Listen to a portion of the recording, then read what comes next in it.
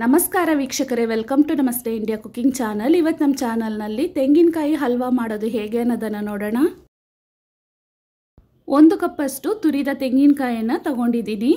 ಅಂದರೆ ಈ ಸೈಜ್ನ ತೆಂಗಿನಕಾಯಿಯನ್ನು ಪೂರ್ತಿಯಾಗಿ ತುರಿದು 1 ಕಪ್ನಲ್ಲಿ ಅಳತೆ ಮಾಡಿಟ್ಕೊಂಡಿದ್ದೀನಿ. 3/4 ಕಪ್ಪಷ್ಟು ಬೆಲ್ಲದ ಪುಡಿಯನ್ನು ತಗೊಂಡಿದ್ದೀನಿ. 10 ಗೋಡಂಬಿಯನ್ನು ಚಿಕ್ಕದಾಗಿ ಕಟ್ ಮಾಡಿಟ್ಕೊಂಡಿದ್ದೀನಿ. ಒಂದು ಮೀಡಿಯಂ ಸೈಜ್ನ ಸ್ಪೂನ್ನಲ್ಲಿ 4 ಸ್ಪೂನಷ್ಟು ಹೆಸರು ಬೇಳೆಯನ್ನು ತಗೊಳ್ತಾ ಇದ್ದೀನಿ.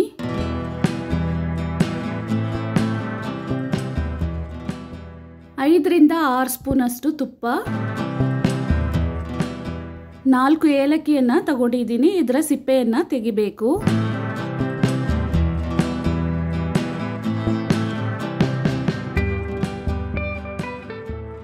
ಒಂದು ಬಾಣಲಿಯಲ್ಲಿ ಹೆಸರು ಬೇಳೆಯನ್ನು ಹಾಕ್ತಾ ಇದ್ದೀನಿ. ಇದರ ಹಸಿ ವಾಸನೆ ಹೊರಟೋಗಿ ಒಂದು ಒಳ್ಳೆ ಘಮ ಬರೋವರೆಗೂ ಇದನ್ನ ಹುರ್ಕೊಬೇಕು. ತುಂಬಾ ರೋಸ್ಟ್ ಮಾಡಿಬಿಡಬಾರ್ದು. ನೋಡಿ, ಈ ರೀತಿ ಹುರ್ಕೊಬೇಕು. ಹುರಿದಿರುವ ಹೆಸರು ಬೇಳೆಯನ್ನ ಒಂದು ಮಿಕ್ಸಿ ಜಾರ್ನಲ್ಲಿ ಹಾಕ್ತಾ ಇದ್ದೀನಿ. ಇದ್ರ ಜೊತೆಗೇನೆ ಏಲಕ್ಕಿಯನ್ನ ಹಾಕಿ ನುಣ್ಣಕ್ಕೆ ಪುಡಿ ಮಾಡ್ಕೊಬೇಕು. ಇದರಲ್ಲೇ ಇವಾಗ ತುರಿದಿರುವ ತೆಂಗಿನಕಾಯಿಯನ್ನ ಹಾಕ್ತಾ ಇದ್ದೀನಿ.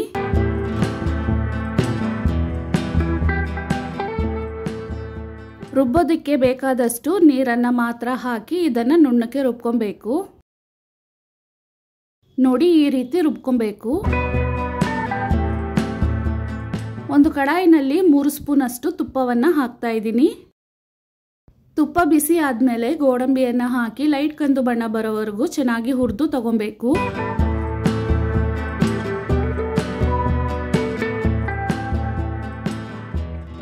ಇದೇ ಕಡಾಯಿನಲ್ಲಿನೇ ರುಬ್ಬಿರುವ ತೆಂಗಿನಕಾಯಿ ಮತ್ತು ಹೆಸರು ಬೇಳೆಯ ಮಿಶ್ರಣವನ್ನು ಹಾಕ್ತಾ ಇದ್ದೀನಿ.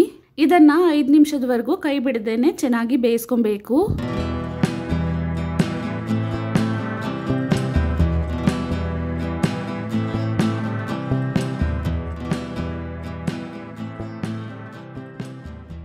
ಇವಾಗ 1 ಸ್ಪೂನಷ್ಟು ತುಪ್ಪವನ್ನು ಹಾಕ್ತಾ ಇದ್ದೀನಿ.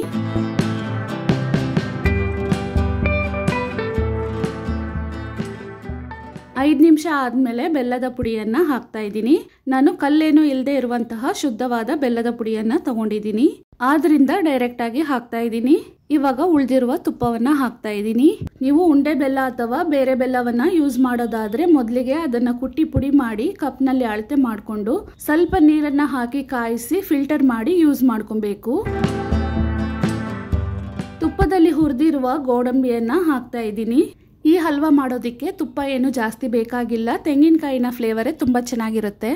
ಹಲ್ವಾ ಇನ್ನೂ ಸ್ವಲ್ಪ ಗಟ್ಟಿಯಾಗೋವರೆಗೂ ಬಾಡಿಸ್ತಿರ್ಬೇಕು. ಬೆಲ್ಲವನ್ನು ಹಾಕೋಕ್ಕಿಂತ ಮುಂಚೆ 5 ನಿಮಿಷ, ಬೆಲ್ಲವನ್ನು ಹಾಕಿದ್ಮೇಲೆ 5 ನಿಮಿಷ ಇದನ್ನು ಬೇಯಿಸಿದ್ರೆ ಸಾಕು. ಇವಾಗ ನೋಡಿ, ಚೆನ್ನಾಗಿ ಕೂಡ್ಕೊಂಡು ಗಟ್ಟಿಯಾಗಿದೆ. ಈ ಟೈಮ್ನಲ್ಲಿ ಸ್ಟವನ್ನು ಆಫ್ ಮಾಡಿಬಿಡೋಣ. ತಣ್ಣಕ್ಕಾದ್ಮೇಲೆ ಇನ್ನೂ ಗಟ್ಟಿಯಾಗತ್ತೆ.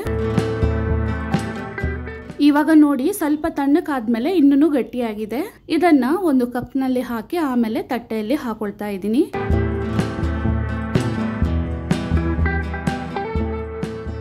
ತುಂಬಾನೇ ರುಚಿಯಾದ ಮತ್ತು ಟ್ರೆಡಿಷನಲ್ ಸ್ವೀಟ್ ರೆಸಿಪಿಯಾದ ತೆಂಗಿನಕಾಯಿ ಹಲ್ವಾ ತಯಾರಾಗಿದೆ. ವೀಕ್ಷಕರೇ, ಈ ವಿಡಿಯೋ ನಿಮಗೆ ಇಷ್ಟ ಆಗಿದ್ದರೆ ನಮ್ಮ ಚಾನಲನ್ನು ಲೈಕ್ ಮಾಡಿ, ಸಬ್ಸ್ಕ್ರೈಬ್ ಮಾಡೋದನ್ನ ಮರೆಯಬೇಡಿ. ಧನ್ಯವಾದಗಳು.